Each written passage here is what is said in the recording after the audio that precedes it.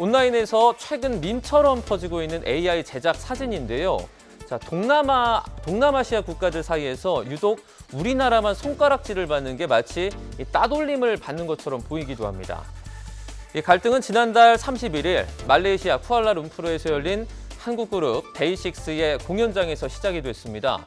당시 망원렌즈 카메라의 반입이 금지됐지만 일부 한국 팬이 이를 들고 입장해서 보안 요원과 충돌하는 장면이 SNS에 그대로 노출이 됐고, 현지 팬들이 관람 매너 지적과 함께 조롱 섞인 게시글을 올리기 시작한 겁니다.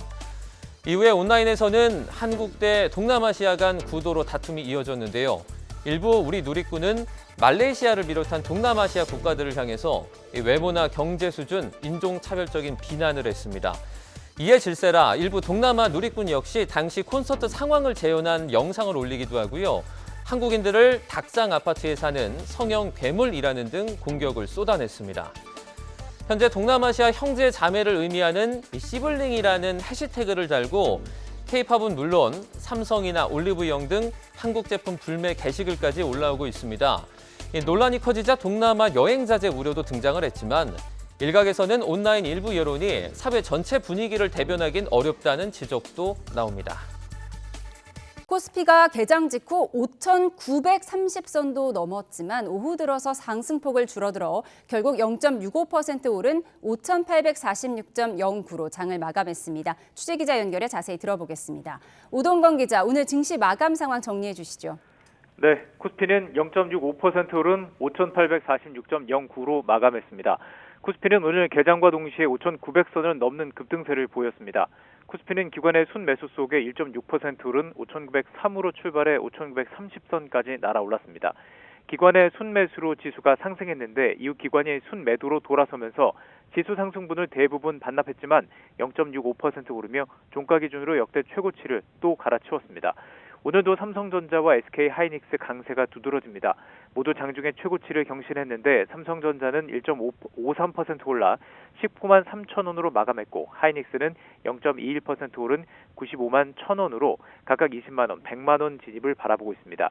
미국 연방대법원의 상호관세 위법 판결로 투자 심리가 자극받은 결과로 보입니다. 현대차도 전장보다 1.75% 오른 52만 3천 원으로 장을 마쳤습니다. 현대차는 개장 직후 한때 54만 1천 원까지 치솟기도 했습니다. 코스닥은 상승 출발했지만 하락 반전에 0.17% 내린 1,151.99로 거래가 종료됐습니다.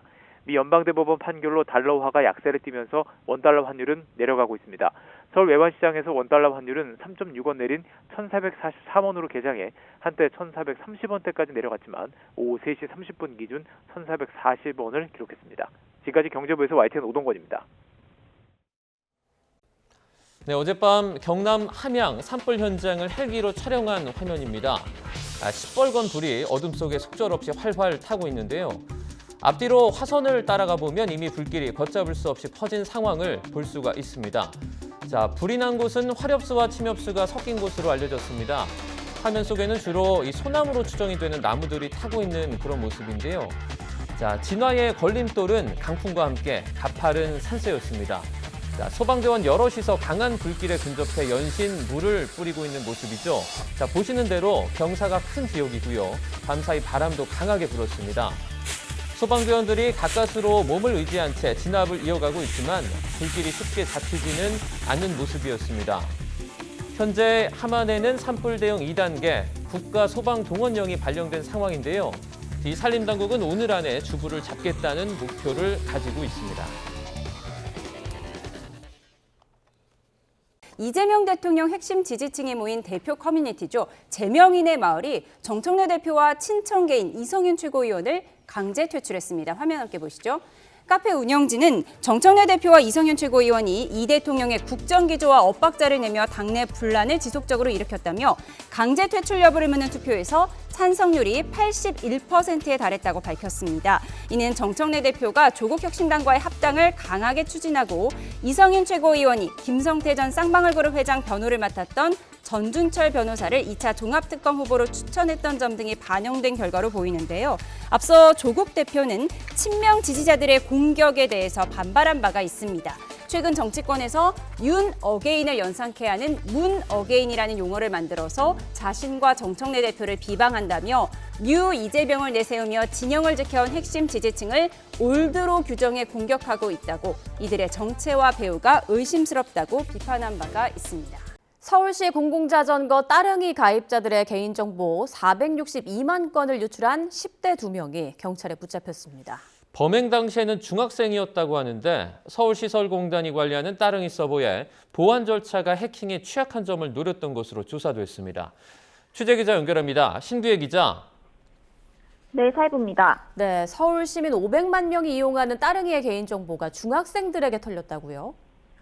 네, 경찰은 오늘 서울시설공단이 관리하는 따릉이 서버를 해킹해 개인정보를 유출한 10대 2명을 불구속 송치했다고 밝혔습니다. 이들은 지난 2024년 6월 이틀에 걸쳐 462만 건에 달하는 따릉이 가입자 계정을 빼돌린 혐의를 받습니다. 유출된 따릉이 계정에는 휴대전화 번호나 주소, 생년월일에 심지어 체중까지 담겨 있었습니다.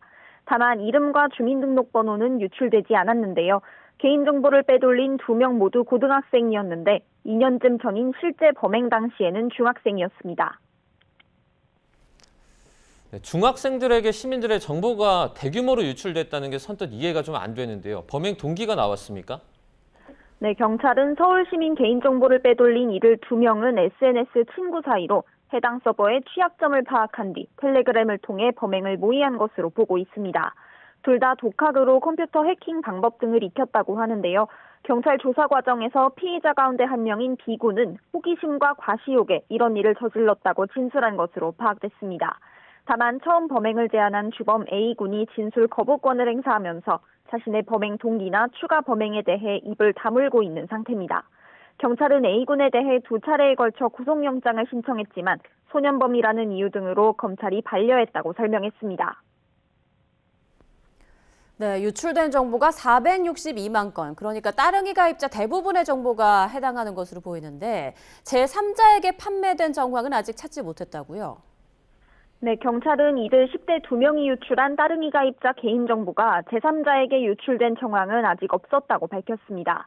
이들이 사용하던 노트북 등을 포렌식하고 통상 개인정보가 거래되는 다크웹 등을 모니터한 결과 아직 특이점을 발견하지 못했다는 설명입니다. 경찰은 다만 개인정보를 판매할 목적으로 해킹한 것으로 의심된다고 밝혔는데요. 현재 사건이 송치된 만큼 검찰 수사 단계에서 개인정보 판매나 추가 피해 여부가 밝혀질 수 있을지 관심이 쏠립니다. 네, 경찰에서는 이 서울시설공단 측이 서버 보안을 부실하게 관리했는지 이것도 들여다보고 있다고요? 네, 462만 가입자들의 계정이 서버에서 털릴 당시 피의자 2명은 중학생이었는데요. 경찰은 따릉이 서버의 경우 범행 당시 출입증 역할을 하는 토큰 기반 인증을 받지 않더라도 가입자의 정보를 내려받을 수 있는 취약점이 있었다고 지적했습니다. 경찰 관계자는 이런 상황은 서버 관리 주체인 서울시설공단의 책임이라고 지적하기도 했습니다.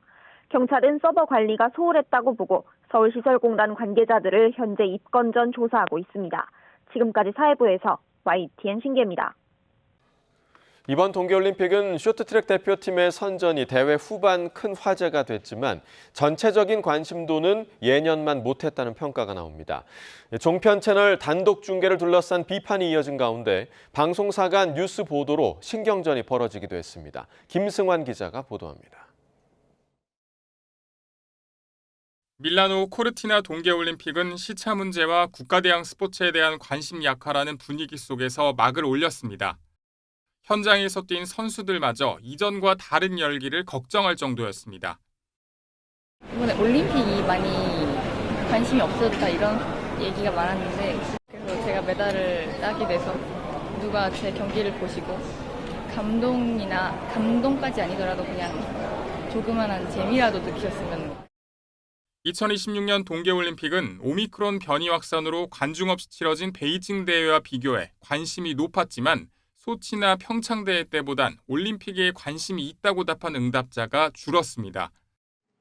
이번 동계올림픽은 지상파 3사 중계가 배제된 첫 대회란 점에서도 논란이었습니다.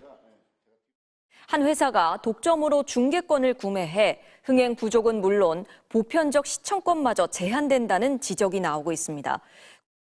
일각에서 JTBC의 단독 중계로 보편적 시청권이 침해받는다거나 최가온 선수의 금메달 확정 장면이 JTBC 본 채널에서 중계되지 못해 논란이 됐는데 JTBC는 국민적 관심이 높은 쇼트트랙 경기를 우선 편성한 결정이었다고 해명했습니다. 생중계 도중 중간 광고에서 일장기가 잠시 노출되는 사고까지 발생하면서 단독 중계를 둘러싼 비판이 커졌지만 특정 방송사만 탓할 수 없다는 의견도 있습니다. 지상파 3사만 중계했을 때는 아무런 문제가 없었는데 그건 아니거든요. 왜냐하면 또 다른 의미의 보편적 시청권 논란이 있었습니다. 올림픽 보기를 강요하는 게 아니냐. 이와 함께 유튜브로 영상 소비 패턴이 굳어진 가운데 네이버 중심의 다시 보기 서비스에 아쉬움을 나타내는 반응도 적지 않았습니다. YTN 김승환입니다.